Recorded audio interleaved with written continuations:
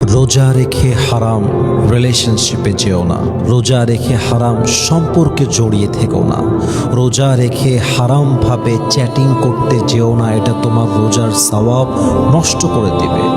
Even এই হারাম রিলেশনশিপটা আমাদের জন্য এত বড় ফিতনা, এটা যে রোজার মাসে রোজাই নষ্ট করবে তা নয়, বরং হারাম রিলেশনশিপ আমাদের মনের শান্তিকে দূর করে দেয়, আল্লাহর সঙ্গে সম্পর্কের দূরত্ব বাড়িয়ে দেয়, ইমানের স্বাদ নষ্ট করে দেয়, রোজার স্বাদ নষ্ট করে দেয়, নামাজের স্বাদ নষ্ট করে দেয়।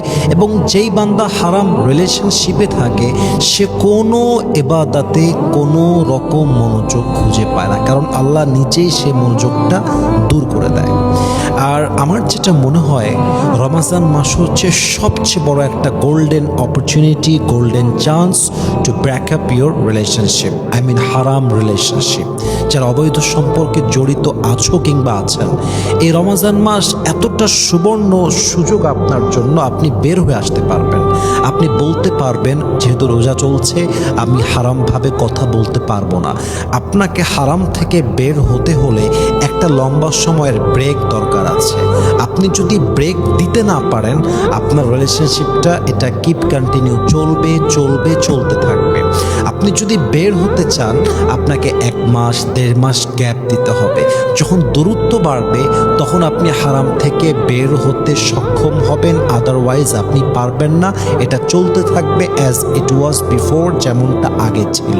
এজন্য প্রত্যেকটা বোনকে বলবো, প্রত্যেকটা পুরুষ এবং যুবককে বলবো, মেহেরবানি করে এই রমজান মাসে হারাম থেকে বের হয়ে আসেন।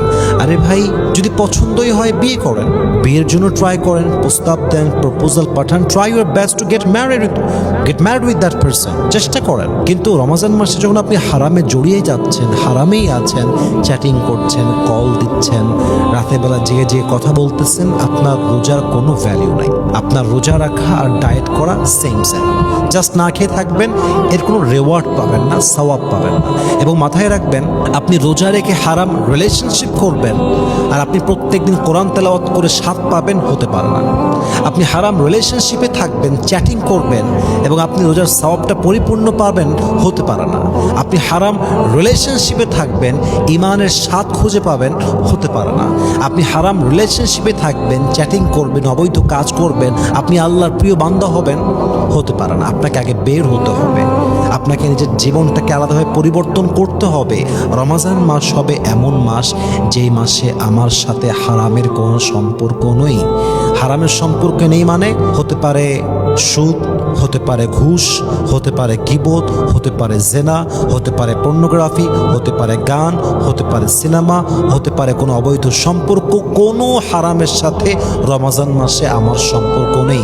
আমার সম্পর্ক হবে রমজান মাসে আল্লাহর সাথে, ইবাদতের সাথে, নামাজের সাথে, তাহাজ্জুদের সাথে, জিকিরের সাথে, কোরআনের সাথে, ইসলামের সাথে, নবীর সাথে। আমার পুরো জীবনটাই হবে কুল ইন্না সলাতি ওয়া নুসুকি ওয়া মাহইয়ায়া ওয়া মামাতি লিল্লাহি রাব্বিল আলামিন। আমার নামাজ, আমার স্যাক্রিফাইস, আমার কোরবানি, আমার জীবন, আমার মরণ সব কিছু হবে একমাত্র আমার মহান রবের জন্য। অতএব রোজার মাসে রোজার সওয়াব যদি পেতে চান, মেহেরবানি করে হারাম থেকে বের হয়ে আসেন। Start your life from the beginning. जो हो गया उसे भूल जाओ। अपनी जिंदगी को पूरी तरह से नए से शुरू करो। Start your life from the beginning. যা হওয়ার হয়ে গেছে তওবা করেন, হারাম থেকে বের হয়ে আসেন, অথবা বিয়ে করেন, কিন্তু রোজার মাসে হারামে থাকবেন না। আল্লাহ আমাদের সবাইকে বোঝার তৌফিক দান করুক। পড়েন সবাই আমিন।